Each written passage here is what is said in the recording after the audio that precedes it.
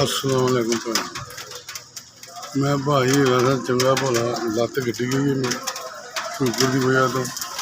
लिया हूँ बच्चे मैं चंगा नहीं समझते बच्चे मेरे ना सलूक सही नहीं करते लिया मैंने मैं घरों कर दिता बस भाई मैं चंगा भला काम करना लत्त कट्टी गई है मेरी लिहाजा मैंने काम नहीं करते बच्चे लाल ने मैंने घरों बाहर कर दिता जी लाल मैं सर भाई सलूक नहीं करती लिहाजा भाई मैं दवाइयां तो कहा जा शुगर मैनू गई है लिहाजा मैं किसी के घर रह रहा हूँ भाई ना चंगी नहीं निकली ना बदतमीजी ने तो मैंने कुटते भी ने तो मैंने घरों कर दिता भैन उन्होंने बदतमीजी तो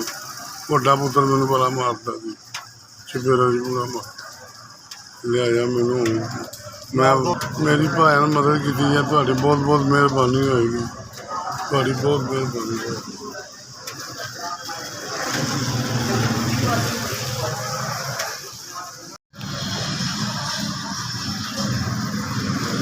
ਤੁਸੀਂ ਭਾਈ ਮੇਰੀ 5000 ਦੀ ਮਦਦ ਕੀਤੀ ਅੱਲਾਹ ਪਾਕ ਤੁਹਾਨੂੰ ਦੁਨੀਆ ਦੇਵੇ ਤੇ ਖੁਸ਼ੀਆਂ ਦੇਵੇ ਤੁਹਾਨੂੰ ਅੱਜ ਕਰਾਇਆ ਤੁਹਾਡੀ ਦੁਨੀਆ ਨੂੰ ਅੱਲਾਹ ਪਾਕ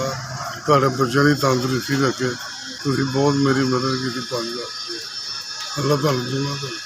ਕਰੋੜਪਤੀ ਕਰੇ ਮੈਨੂੰ ਕੋਈ ਕੰਮ ਤੁਹਾਡੇ ਹਾਜ਼ਰੀ ਦੀ ਬਾਤਾਂ ਕਬੂਲ ਕਰੇ ਔਰ ਤੁਹਾਡੀ ਖੈਰ ਕਰੇ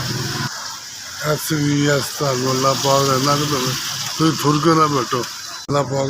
SBS ਤੁਹਾਨੂੰ ਅੱਲਾਹ ਪਾਕ ਦੁਆ ਦੇਵੇ ਬਹੁਤ अल्लाह तुहाडे करोड़पति अरबापति अल्लाह पाक तुहानू कामयाब करना तुहानू खुशियां देवे तुसीं गरीबां दा ख्याल रखिया